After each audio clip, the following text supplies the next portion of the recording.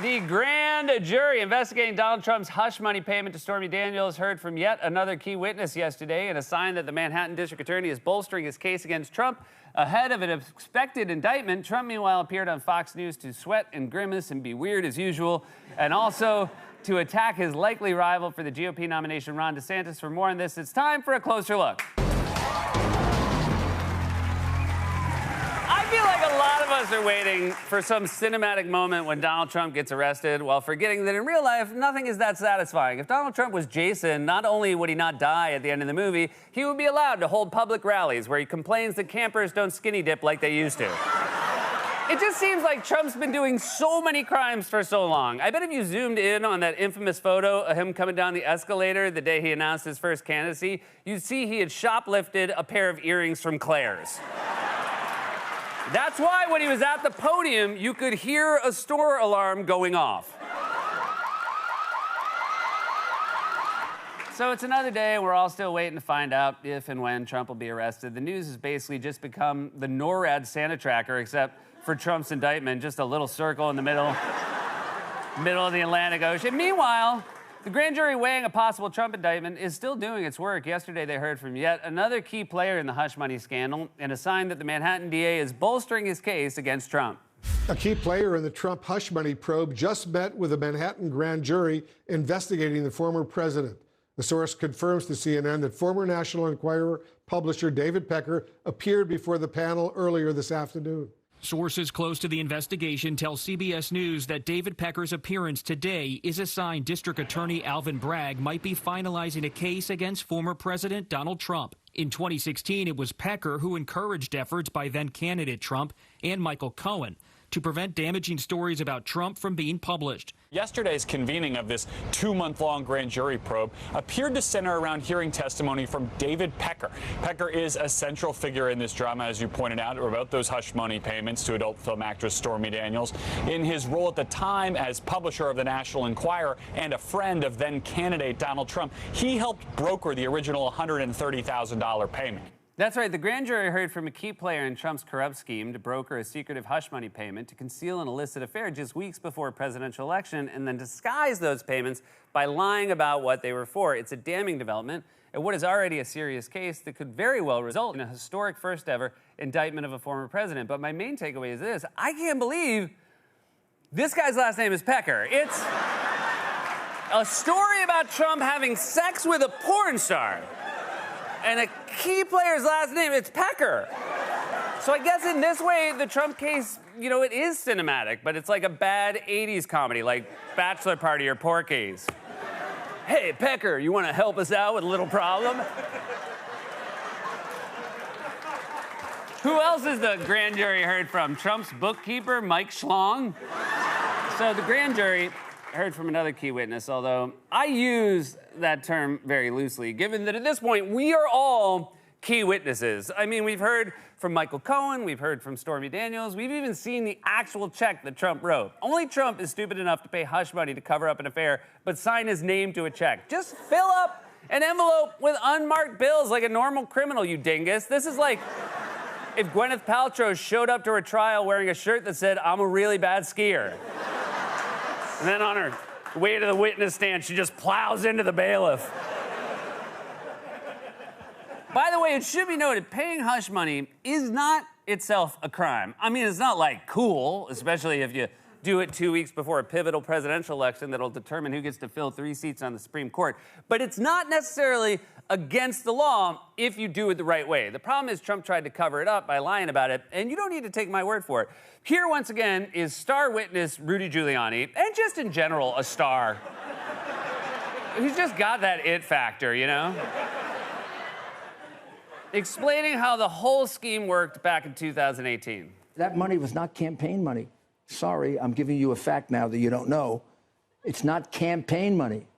No campaign finance violation. So they funneled it through the law firm. Funneled through the law firm, and the president repaid it. When I heard Cohen's retainer of $35,000 when he was doing no work for the president, I said, but that's how he's repaying.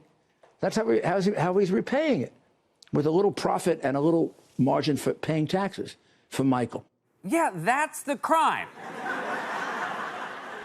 You can't funnel money from your business to your personal fixture to cover up an affair with an adult film star to help your presidential campaign 2 weeks before an election and then lie about what the money was for by saying it's just a retainer for your attorney. It's the same reason you'd get in trouble with your spouse if you put an event in your Google Calendar called Meeting with Pecker for Work Stuff, not a euphemism for sex. Although there's another part of that clip that I love where Rudy explains why he's so confident this is all above board. Funneled through law firm, and the president repaid it. Oh, I didn't know he did. Yep. There's no campaign finance law. Zero.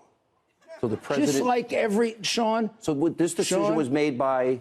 Everybody was nervous about this from the very beginning. I wasn't. If everyone around you is nervous and you're not, you're either a Navy SEAL or you're a moron, and that ain't no Navy SEAL. Although he does dye his hair with Thompson's water seal. So this whole thing's a reminder when Rudy tells you not to worry, it's time to panic. If Rudy's your lawyer and he tells you he's not nervous, the SWAT team is en route. I mean, look at this man. He looks like he just found out he's on this show. Uh-oh. I'm over Seth Meyers' shoulder. This can't be good.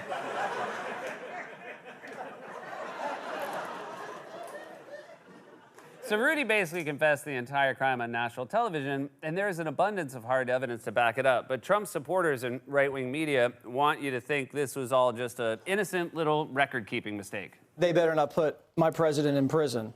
He represents 74 million Americans. And if he's the nominee, you're putting 74 million votes in prison.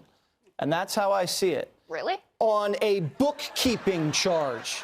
First of all, I love one of the co-hosts just saying, really? Because that is the appropriate reaction. It's insane to say you're putting 74 million votes in prison. Although, it's very funny to imagine a Trump supporter showing up to a federal penitentiary saying, I'm here to see my vote. It's in prison. And he has to have a teary-eyed conversation through a glass partition with a piece of paper. Don't worry about it. I'm going to get you out of here.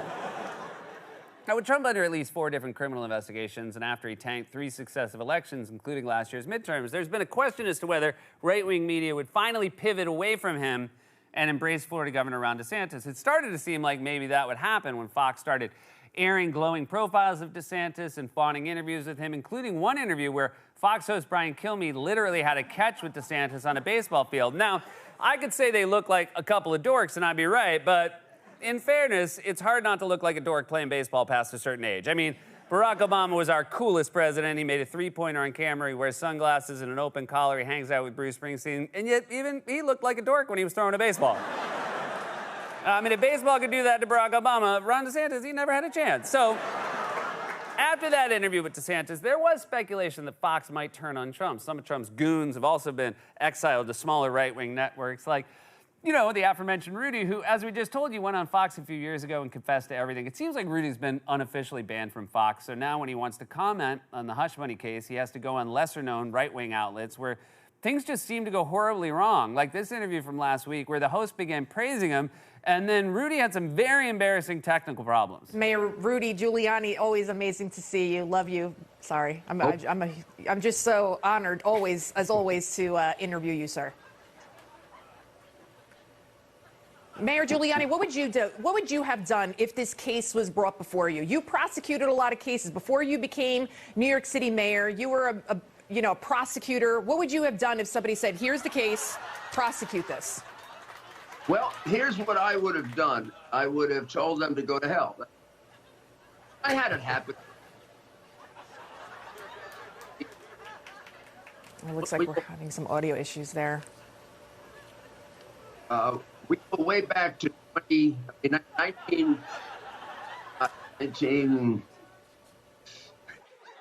Oh, my God. Maybe Rudy's lawyer told him, instead of talking, just pretend like you're talking and be quiet. Oh, that sounds... Seriously, what happened there? Did they turn off the Wi-Fi at Rudy's nursing home? This is like watching one of those live webcams from the San Diego Zoo where the monkeys start humping the camera. Although I have to say, I think the hand over the camera is actually an improvement over seeing Rudy's face. Just draw some eyes and a mouth over it. There you go, problem solved.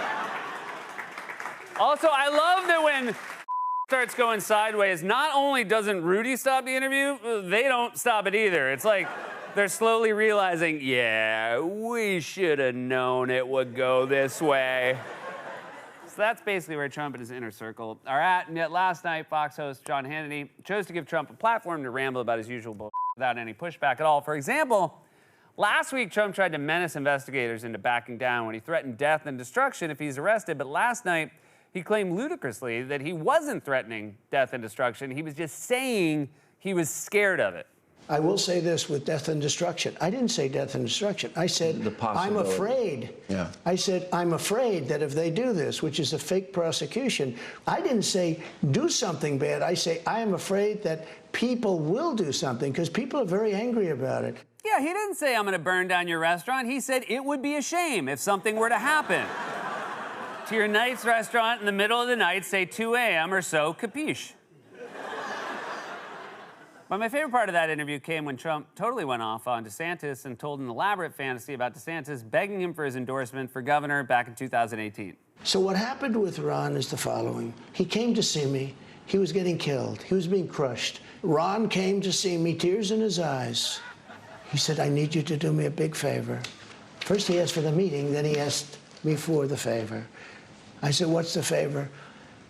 Would you endorse me? So I said, let's give it a shot, Ron, okay? And he was desperate. I said, okay. I gave him a nice endorsement. I said, you write out what you'd like and let me see it. He wrote it out. I thought it was terrible. I changed it, made it great. I gave him a great endorsement. From the moment I pressed that button, he blew the guy away. The race was over. Personally, I'm just so glad tears in his eyes is back. I hope he keeps adding to the story. I was in the Oval Office one day and a guy came up to me, little guy, tiny guy, tears in his eyes, running. The tears were running down his face and onto the floor where they made puddles around his fancy little white boots. Little white boots. Splish, splash. His little boots were going splish, splash, and the tears he had cried. Just tiny little splish, splash, splish. And he walked over to my desk and you heard the little splish and the splash. And he said to me, he said, sir, I'm crying because I'm begging for your endorsement and also because I have a tiny little... Pecker. This has been a closer look.